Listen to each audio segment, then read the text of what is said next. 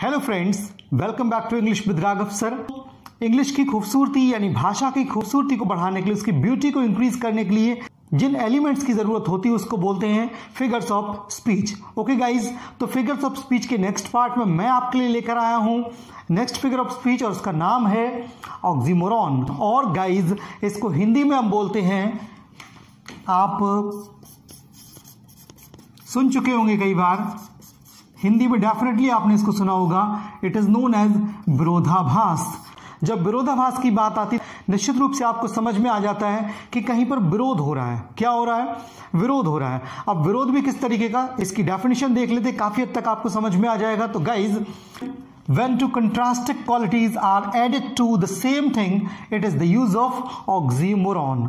मतलब कि जब दो कंट्रास्टिंग क्वालिटीज को या दो ऑपोजिट क्वालिटीज को एक ही चीज से आपको रिलेट करके दिखाया जाए तो वहां पर होता है ऑक्सीमोरॉन। अब इसका एग्जांपल देखते हैं। She accepted it as the kind cruelty of surgeon's knife. Suppose करिए यू हैव अ वुंड, आपको कोई घाव हो गया, आपको कोई प्रॉब्लम हो गई है and you have to get it operated by any surgeon. आपको किसी डॉक्टर से इसका ऑपरेशन करवाना है। तो ऑपरेशन में जो नाइफ यूज होता है उसमें पेन होता है क्या? डेफिनेटली होता है pain, but that knife is for your welfare.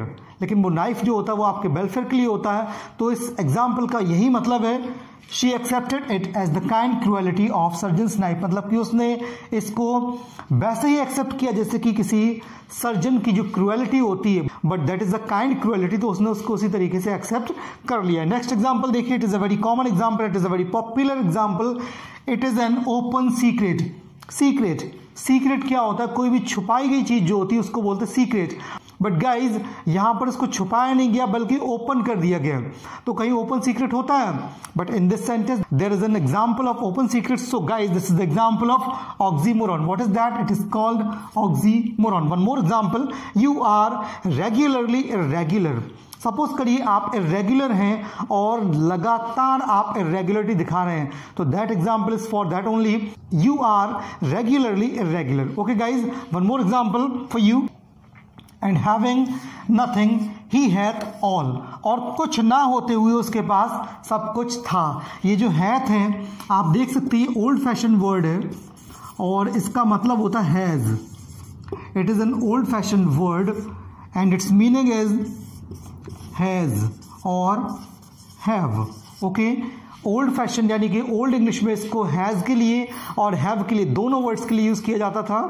तो सपोज करिए एक गरीब आदमी है जिसके पास सेटिस्फैक्शन है, तो इसीलिए उसके लिए कहा जाएगा कि कुछ ना होते हुए उसके पास सब कुछ है। One more example, he felt a sweet pain. Suppose there is a soldier, एक सोल्जर है जिस पर हमेशा खतरा होता है, लेकिन वो अगर कोई दर्द झेल कर भी अपने देश की रखवाली कर रहा है, अपने देश की रक्षा कर रहा है, तो उसका जो दर्द होता है वो कैसा होता है? It is a sweet pain, मीठा दर्द।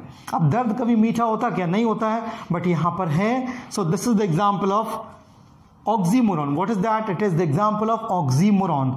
तो गाइज उम्मीद करता हूं कि ऑक्सीमोरॉन आपको प्रॉपर्ली समझ में आया होगा, और अगर अब भी कोई डाउट हो तो प्लीज कमेंट सेक्शन में जरूर लिखिएगा। अगर लेसन अच्छा लगा हो तो please do like, share and subscribe. मिलते हैं नेक्स्ट लेसन में, तब तक के लिए stay happy, keep smiling and keep learning. Thanks for watching.